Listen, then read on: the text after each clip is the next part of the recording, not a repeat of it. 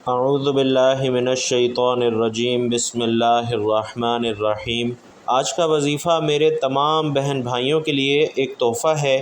نماز عصر کے بعد اس آیت کو 21 بار پڑھو، جسم کے ریشے ریشے سے انشاءاللہ ہر بیماری کا خاتمہ ہو جائے گا۔ میرے بھائیوں اور بہنوں، انسانی زندگی کا سب سے قیمتی سرمایہ صحت ہے۔ جب تک جسم تندرست اور ذہن پرسکون رہے تب تک دنیا کی ہر نعمت خوشی کا باعث بنتی ہے، لیکن جیسے ہی بیماری انسان پر غالب آتی ہے تو سونے کے محلات بھی اجڑے ہوئے دکھائی دیتے ہیں، اور آج کا انسان اپنی کمزوریوں، پریشانیوں اور بیماریوں سے نجات کے لیے نت نئے طریقے آزما رہا ہے۔ کبھی دواؤں کا سہارا لیتا ہے، کبھی ڈاکٹروں اور حکیموں کے در پر ہوتا ہے، کبھی روحانی علاج کی تلاش میں نکل کھڑا ہوتا ہے، لیکن سچ یہ ہے کہ تمام علاج کا مرکز اور ماخذ صرف ایک ہے، اور وہ ہے اللہ کا کلام یعنی قرآن حکیم۔ اللہ تعالیٰ نے قرآن کو نہ صرف ہدایت کا سرچشمہ بنایا ہے بلکہ اسے شفا بھی قرار دیا ہے۔ ارشاد باری تعالیٰ ہے، اور ہم قرآن میں وہ چیز اتارتے ہیں جو ایمان والوں کے لیے شفا اور رحمت ہے۔ اور یہ آیت اس حقیقت کو واضح کرتی ہے کہ قرآن محض الفاظ کا مجموعہ نہیں بلکہ اللہ تعالیٰ کی طرف سے نازل ہونے والی وہ الہامی روشنی ہے جو ظاہری اور باطنی دونوں بیماریوں کے علاج کی ضمانت دیتی ہے۔ اہل ایمان نے جب بھی قرآن کی آیات کو یقین اور اخلاص کے ساتھ پڑھا، اللہ تبارک و تعالیٰ نے ان کے لیے شفا کے دروازے کھول دیے۔ ناظرین، اسلام میں نماز کی پانچوں وقتیں اپنی اپنی جگہ عظیم فضیلت رکھتی ہیں، لیکن نماز عصر کو ایک خاص مقام حاصل ہے۔ عصر کی نماز دن اور رات کے بیچ کی نماز ہے، گویا دن کے اختتام اور رات کے آغاز کے درمیان ایک مضبوط روحانی کڑی ہے۔ قرآن مجید میں اللہ تبارک و تعالی نے سورۃ العصر میں وقت اور عصر کی قسم کھائی ہے جو اس کی اہمیت کو مزید اجاگر کر دیتی ہے۔ نبی علیہ السلام فرماتے ہیں کہ جس سے عصر کی نماز چھوٹ گئی گویا اس کا سارا عمل ضائع ہو گیا، اور یہی وجہ ہے کہ بزرگان دین نے ہمیشہ ہی نماز عصر کو روحانی طاقت کا سرچشمہ قرار دیا ہے، اور عصر کے بعد قرآن کی کسی آیت کو بار بار پڑھنا گویا ایمان، یقین اور دعا کو ایک ساتھ جوڑ دینا ہے۔ ہمارے اس مضمون کی بنیاد بھی اسی حقیقت پر ہے کہ اگر کوئی شخص نماز عصر کے بعد قرآن حکیم کی ایک مخصوص آیت کو 21 بار پڑھتا ہے تو اللہ تعالیٰ کے اذن سے اس کے جسم کے ریشے ریشے سے بیماری کا خاتمہ ہو جاتا ہے، اور یہ دعویٰ محض الفاظ کا کھیل نہیں ہے، یہ صدیوں کے ایمان افروز تجربات اور بزرگان دین کے مشاہدات کا نچوڑ ہے۔ اور یہاں یہ بات بھی سمجھنا انتہائی ضروری ہے کہ قرآن کے الفاظ محض زبان پر دہرانے کے لیے نہیں ہیں، بلکہ اصل راز ان کے اندر چھپی ہوئی روحانی طاقت ہے۔ قرآن کی ہر آیت ایک خاص نور رکھتی ہے جو پڑھنے والے کے دل اور دماغ میں اتر کر اس کے وجود کو نئی زندگی عطا کرتی ہے، اور آج کی جدید سائنس بھی اس حقیقت کو تسلیم کرنے لگی ہے کہ الفاظ کی لہریں انسانی جسم پر اثر ڈالتی ہیں۔ جب دنیاوی الفاظ انسانی جسم پر اثر انداز ہو سکتے ہیں تو پھر اللہ کا کلام تو سب سے زیادہ طاقتور اور سب سے زیادہ مؤثر ہے۔ حضرت عبداللہ ابن مسعود رضی اللہ تعالیٰ عنہ فرمایا کرتے تھے کہ قرآن ہر بیماری سے شفا ہے، اور یہی وجہ ہے کہ صحابہ کرام رضوان اللہ تعالیٰ علیہم اجمعین جب کسی بیماری میں مبتلا ہوتے یا کسی کو تکلیف میں دیکھتے تو سورۃ الفاتحہ یا پھر دیگر آیات قرآنیہ پڑھ کر دم کرتے، اور اللہ کے حکم سے وہ بیمار فوراً صحت یاب ہو جاتا۔ ایک مشہور واقعہ ہے کہ ایک قبیلے کے سردار کو زہریلے جانور نے ڈس لیا۔ صحابہ کرام نے سورۃ الفاتحہ پڑھ کر دم کیا تو وہ فوراً صحت یاب ہو گیا، اور جب یہ واقعہ نبی علیہ السلام کے سامنے پیش کیا گیا تو آپ صلی اللہ علیہ وسلم نے اس عمل کو درست قرار دیا اور فرمایا کہ تمہیں یہ کیسے معلوم ہوا کہ یہ سورت یعنی سورۃ الفاتحہ دم ہے؟ یعنی ناظرین، قرآن کا کمال ہے کہ یہ نہ صرف ظاہری بیماریوں کا علاج ہے بلکہ دل کی بیماریوں، وسوسوں اور شیطانی اثرات کا بھی بہترین علاج ہے۔ عصر کے بعد اس آیت کو 21 مرتبہ پڑھنے کی فضیلت دراصل قرآن کی اسی روحانی طاقت سے جڑی ہے، اور 21 کا عدد محض ایک اتفاقی انتخاب نہیں ہے بلکہ یہ ایک روحانی عدد ہے جو بار بار کے تجربات سے بزرگان دین نے ثابت کیا ہے۔ صوفیاء کرام اور اولیاء اللہ نے اپنی زندگیاں قرآن کے نور میں گزاریں، اور اپنے مریدوں کو بھی یہی تعلیم دی کہ مخصوص اوقات میں مخصوص آیات کو بار بار پڑھنے سے دل کی صفائی، گناہوں کی معافی، رزق میں برکت اور بیماری بیماریوں سے شفا نصیب ہوتی ہے۔ اور نماز عصر کے بعد آیت پڑھنے کی ایک اور حکمت یہ بھی ہے کہ اس وقت دن ختم ہونے کے قریب ہوتا ہے اور انسان دن بھر کی مشقت، تھکن اور کاموں میں الجھا ہوا ہوتا ہے، اور ایسے وقت میں جب وہ اللہ کی طرف رجوع کرتا ہے اور قرآن پڑھتا ہے تو گویا وہ اپنے دن کے اختتام کو اللہ کی یاد اور برکت سے سنوارتا ہے، اور اس کیفیت میں پڑھی گئی دعا اور تلاوت زیادہ اثر رکھتی ہے۔ اور علماء کرام لکھتے ہیں کہ قرآن کی ہر آیت کے ساتھ فرشتے مقرر ہیں جو اسے سن کر اللہ تبارک و تعالی کی بارگاہ میں لے جاتے ہیں۔ جب کوئی بندہ یقین اور اخلاص کے ساتھ عصر کی نماز کے بعد آیت کو 21 مرتبہ دہراتا ہے تو فرشتے اس کی دعا اور آیات کو اللہ کی بارگاہ میں پہنچاتے ہیں، اور اللہ اپنی رحمت سے اس پر شفا کے دروازے کھول دیتا ہے۔ اور اسی حقیقت کو حضرت علی رضی اللہ تعالیٰ عنہ نے بھی بیان فرماتے ہیں کہ جب مومن شوق اور یقین کے ساتھ قرآن پڑھتا ہے تو اللہ اس پر رحمت کے دروازے کھول دیتا ہے۔ ناظرین، یہاں یہ بات بھی یاد رکھیں کہ قرآن کو محض الفاظ کے طور پر پڑھنے والا اور دل سے پڑھنے والا برابر نہیں ہو سکتے، اور اصل شفا تبھی نصیب ہوتی ہے جب بندہ اپنے دل اور دماغ کو اللہ کے سامنے جھکا کر مکمل یقین اور اخلاص کے ساتھ قرآن کی آیت پڑھتا ہے، اور یقین کی کمی سب سے بڑی رکاوٹ ہے۔ نبی کریم صلی اللہ علیہ وسلم فرماتے ہیں کہ اللہ سے دعا کرو اس حال میں کہ تم یقین رکھتے ہو کہ وہ قبول کرے گا، اور یہی اصول قرآن کے ذریعے علاج پر بھی لاگو ہوتا ہے۔ جب انسان یقین کے ساتھ قرآن کی آیت کو بار بار دہراتا ہے تو اس کے جسم کے ہر ریشے میں اللہ کے کلام کا نور پھیل جاتا ہے اور بیماری ختم ہو جاتی ہے۔ میرے محترم بھائیوں اور بہنوں، آج کے دور میں جب بیماریاں تیزی سے پھیل رہی ہیں، لوگ ذہنی دباؤ اور نفسیاتی مسائل کا شکار ہیں، تو یقین مانیے قرآن ہی واحد سہارا ہے جو انسان کو سکون دیتا ہے، شفا دیتا ہے۔ ڈاکٹروں اور حکیموں کا علاج اپنی جگہ ضروری ہے، لیکن اصل علاج اللہ کے کلام میں ہے۔ تو نماز عصر کے بعد قرآن کی ایک آیت کو 21 بار پڑھنے کا عمل محض ایک وظیفہ نہیں ہے، بلکہ یہ ایک روحانی راز ہے، اور یہ راز ان بزرگوں نے ہمیں دیا ہے جنہوں نے اپنی زندگیاں اللہ کی یاد میں گزاری ہیں اور اپنی آنکھوں سے قرآن کی تاثیر کو دیکھا ہے۔ قرآن مجید جو کہ اللہ تعالیٰ کا آخری کلام ہے، جو نبی علیہ الصلاۃ والسلام پر نازل ہوا، اور دوسری آسمانی کتابوں کی طرح اس میں کوئی تحریف نہیں ہے۔ ہمارا ایمان ہے کہ یہ آج بھی اسی صورت میں ہمارے پاس موجود ہے جیسے 1400 سال پہلے رسول اکرم صلی اللہ علیہ وسلم پر نازل ہوا، اور اس میں ایک بھی زبر زیر کی تبدیلی نہیں کی گئی، کیونکہ اس کی حفاظت کا ذمہ خود اللہ تبارک و تعالی نے لیا ہے، جیسا کہ وہ خود فرماتے ہیں کہ ہم نے یہ ذکر یعنی قرآن مجید نازل کیا ہے اور ہم ہی اس کی حفاظت کرنے والے ہیں۔ تو ناظرین، اللہ تبارک و تعالی نے انسان کو اپنی بندگی کے لیے اس دنیا میں بھیجا ہے تاکہ اپنے شکر گزار اور ناشکر بندوں کا امتحان لے سکے، اور اللہ نے انسان کی رہنمائی کے لیے رسول بھیجے اور ان کے ساتھ معجزات بھی اتارے، لیکن پچھلی قوموں نے اس سے روگردانی کی اور اللہ کے عذاب کو دعوت دی۔ اللہ تبارک و تعالی نے حضرت محمد مصطفیٰ صلی اللہ علیہ وسلم کو عرب کی سرزمین پر اپنا آخری نبی بنا کر بھیجا، اور قرآن کو جبرائیل امین علیہ السلام کے ذریعے رسول اکرم صلی اللہ علیہ وسلم پر معجزے کی صورت میں نازل فرمایا، اور اس کی بے شمار صفات ہیں جن میں سے ایک شفا بھی ہے۔ اللہ تبارک و تعالی نے خود قرآن مجید کو شفا قرار دیا ہے کہ یہ جو قرآن ہم نازل کر رہے ہیں مومنوں کے لیے تو سراسر شفا ہے اور رحمت ہے، اور ظالموں کا تو اس سے نقصان ہی بڑھتا ہے۔ اللہ تبارک و تعالی فرما رہے ہیں کہ یہ تو ایمان والوں کے لیے ہدایت اور شفا ہے، یہ ایمان والوں کے لیے شفا کا باعث ہے، اور کفار اسے نہیں سمجھ سکتے۔ اللہ کی رحمت بہت وسیع ہے اور ہر شخص اسے اپنے ظرف اور ہمت کے مطابق حاصل کرتا ہے۔ اللہ تعالیٰ کی رحمت کو تمام سمندروں کی گہرائی ملا کر ڈالا جائے تو بھی اس کی وسعت اور گہرائی ختم نہیں ہو سکتی۔ اب یہ حاصل کرنے والے پر منحصر ہے کہ وہ اسے کیسے اور کتنا حاصل کرتا ہے۔ اللہ تبارک و تعالیٰ فرماتے ہیں، اے لوگو، تمہارے پاس تمہارے رب کی طرف سے ایک ایسی چیز آئی ہے جو نصیحت ہے، اور دلوں میں جو روگ ہیں ان کے لیے شفا ہے، اور رہنمائی کرنے والی ہے، اور ایمان والوں کے لیے رحمت ہے۔ قرآن مجید ہر قلبی، روحانی، جسمانی اور نفسیاتی بیماریوں کے لیے شفا ہے۔ قرآن مجید خود بیان کر رہا ہے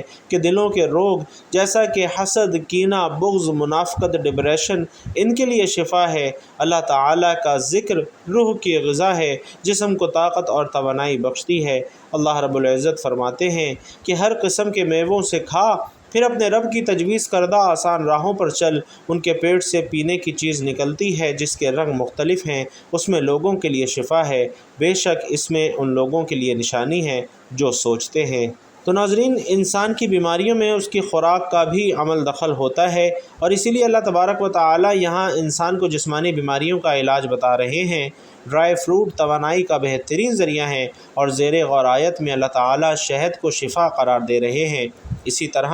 نبی علیہ الصلاۃ والسلام نے فرمایا کہ شفا 3 چیزوں میں ہے: پوچھنا لگوانے میں، شہد پینے میں، اور آگ سے داغنے میں، مگر میں اپنی امت کو آگ سے داغنے سے منع فرماتا ہوں۔ حضرت ابن مسعود رضی اللہ تعالیٰ عنہ سے مروی ہے کہ رسول اکرم صلی اللہ علیہ وسلم نے فرمایا کہ تم لوگ شفا دینے والی 2 چیزوں کو یعنی شہد اور قرآن کو لازمی پکڑو۔ تو ناظرین، جسم کے کسی حصے میں درد ہو تو سورۃ الفاتحہ پڑھ کر دم کیا جاتا ہے۔ سورۃ البقرہ جادو اور نظر بد کے آثار کم کرتی ہیں۔ معوذتین سے دم کرنا بھی حدیث سے ثابت ہے۔ حضرت عائشہ رضی اللہ تعالی عنہا فرماتی ہیں کہ نبی اکرم صلی اللہ علیہ وسلم نے جس مرض میں وفات پائی اس میں اپنے اوپر معوذتین پڑھ کر دم کرتے تھے، اور جب آپ صلی اللہ علیہ وسلم کی تکلیف زیادہ ہوتی تو میں اس کو پڑھ کر دم کرتی اور آپ صلی اللہ علیہ وسلم کے دست مبارک کو برکت کے لیے آپ صلی اللہ علیہ وسلم کے جسم مبارک پر پھیرتی۔ اور حضرت امام بطال رحمۃ اللہ علیہ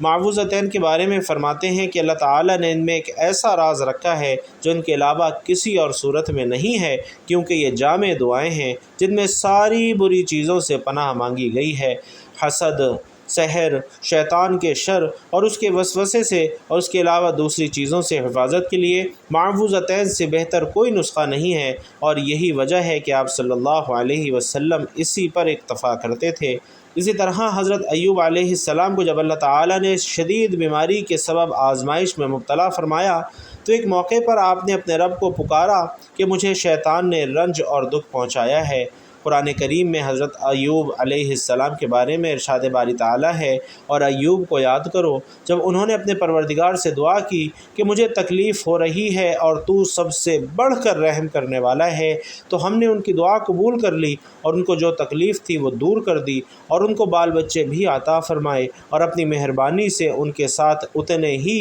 اور بخشے، اور عبادت کرنے والوں کے لیے یہ نصیحت ہے۔ علامہ حافظ حماد الدین ابن کثیر رحمۃ اللہ علیہ فرماتے ہیں کہ جب اللہ تعالیٰ نے حضرت ایوب علیہ السلام کو پیغمبرانہ آزمائش میں مبتلا فرمایا تو ان سے سب کچھ چھین لیا، حتیٰ کہ طرح طرح کی بیماریاں لاحق ہو گئیں، اور جسم کا کوئی عضو صحیح سالم نہ رہا سوائے دل اور زبان کے، جن سے وہ ہر وقت اللہ کا ذکر کرتے رہتے اور نہایت صبر کے ساتھ مصروف عبادت رہتے تھے۔ پھر ان کا مرض اتنا طویل ہو گیا کہ کوئی ہم نشین بھی ساتھ نہ بیٹھتا تھا، دوست احباب بھی وحشت کرتے، یہاں تک کہ انہیں شہر سے باہر ایک مقام پر ڈال دیا گیا۔ سب نے ان سے قطع تعلق کر لیا سوائے ان کی ایک بیوی کے جو دن رات ان کی خدمت میں مصروف رہتی، حتیٰ کہ جب دستی حد سے بڑھ گئی اور تمام عزیز رشتہ دار دوست احباب نے منہ موڑ لیا تو بھی ان صالح خاتون نے حضرت ایوب علیہ السلام کی خدمت اور نگہبانی میں کوئی کمی نہ آنے دی۔ حضرت ایوب علیہ السلام کی شدید تکلیف کے پیش نظر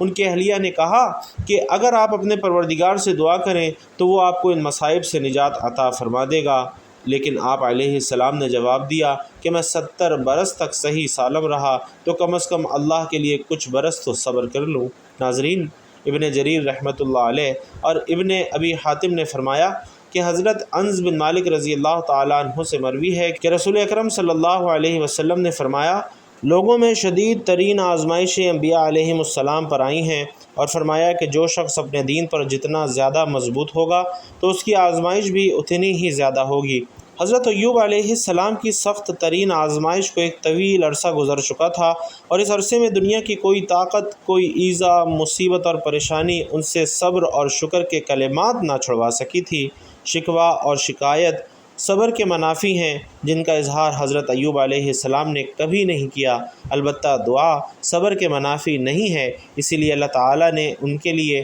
ہم نے قبول کر لی کہ الفاظ استعمال فرمائے ہیں۔ اور اللہ تبارک و تعالیٰ کا ارشاد ہے، اور ہمارے بندے ایوب کا بھی ذکر کرو جبکہ اس نے اپنے رب کو پکارا کہ مجھے شیطان نے رنج اور دکھ پہنچایا ہے، تو ہم نے کہا کہ اپنا پاؤں مارو، یہ نہانے کا ٹھنڈا اور پینے کا پانی ہے، اور ہم نے اسے اس کا پورا کنبہ عطا فرما دیا، بلکہ اتنا ہی اور بھی اس کے ساتھ اپنی خاص رحمت سے اور عقل مندوں کی نصیحت کے لیے۔ ناظرین، پروردگار عالم نے حضرت ایوب علیہ السلام کو پختگی دین اور صبر و استقامت کے ضمن میں ایک امتیازی مقام عطا فرمایا جو ان کی شخصیت کا حصہ بن کر رہتی دنیا تک ضرب المثل بن گیا۔ ان کے صبر و شکر کی قرآن کریم نے مدحت کی اور ان کے کمال صبر پر مہر تصدیق ثبت کر دی۔ فرمایا کہ بے شک ہم نے ان کو یعنی ایوب کو بڑا صابر پایا، اچھے بندے تھے اور اللہ کی طرف بہت رجوع کرنے والے تھے۔ حضرت ایوب علیہ السلام کا تذکرہ قرآن کریم کی 4 سورہ مبارکہ میں آیا ہے۔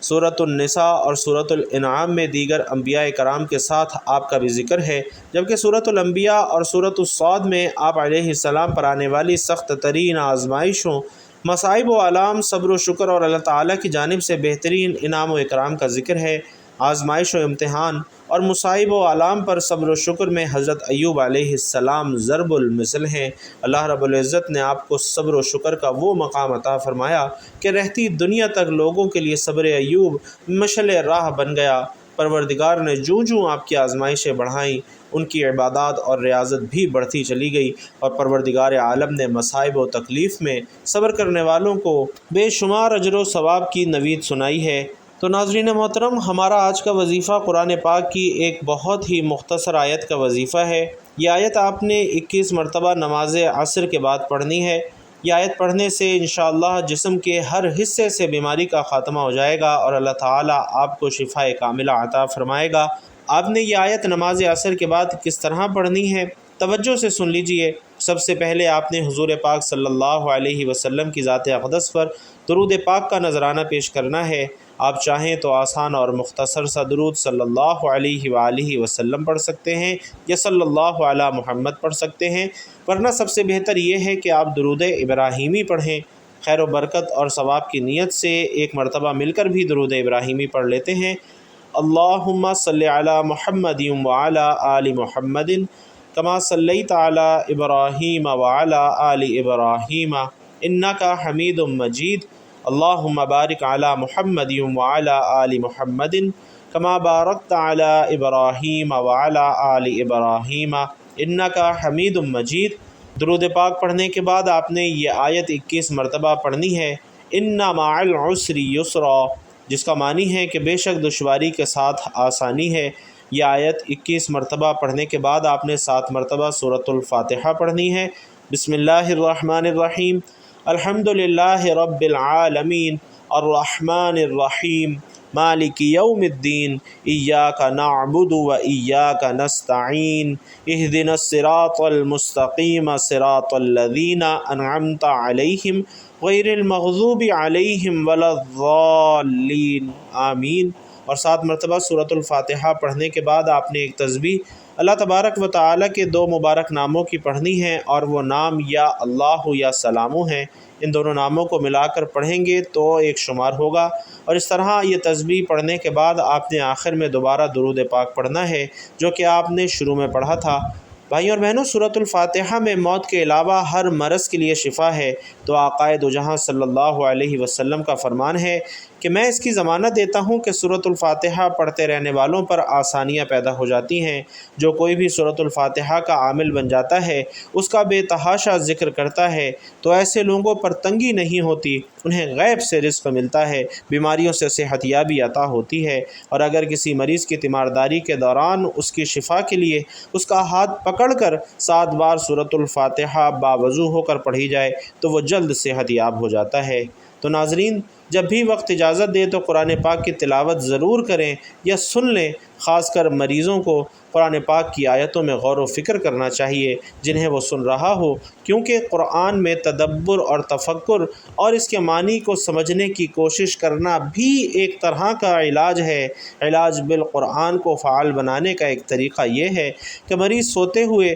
توجہ کے ساتھ قرآن پاک کی تلاوت سننے کا اہتمام کرے۔ مریض بلکہ صحت مند انسانوں کو بھی یہ بات معلوم ہونی چاہیے کہ نیند کے عالم میں بھی انسانی دماغ کام کرتا رہتا ہے اور دماغ قرآن پاک کی آواز سے متاثر ہوتا ہے، اور بے شک یہ قرآن ہدایت اور رحمت ہے۔ وہ لوگ جو کسی بھی جسمانی، روحانی الجھن یا ذہنی کرب میں مبتلا ہیں تو انہیں چاہیے کہ صبح شام آنکھیں بند کر کے سورۃ الفاتحہ 9 بار پڑھیں اور 7 روز تک متواتر پڑھتے رہیں۔ ہر دفعہ پڑھنے کے بعد آدھا گلاس پانی آنکھیں بند کر کے 3 بار دل میں اللہ کہہ کر 3 گھونٹ میں پی لیں۔ اس صورت سے جسمانی صحت اور سکون آپ حاصل کر سکتے ہیں اور ہر طرح کے مسائل اور رنج و غم سے محفوظ رہ سکتے ہیں۔ اللہ تبارک و تعالی سے دعا ہے کہ اللہ رب العالمین تمام مسلمانوں کو صحت کاملہ عطا فرمائے۔ جو لوگ بیمار ہیں اللہ تعالی انہیں اپنے فضل و کرم سے شفا یاب فرمائے اور ہم سب کو تمام بیماریوں سے،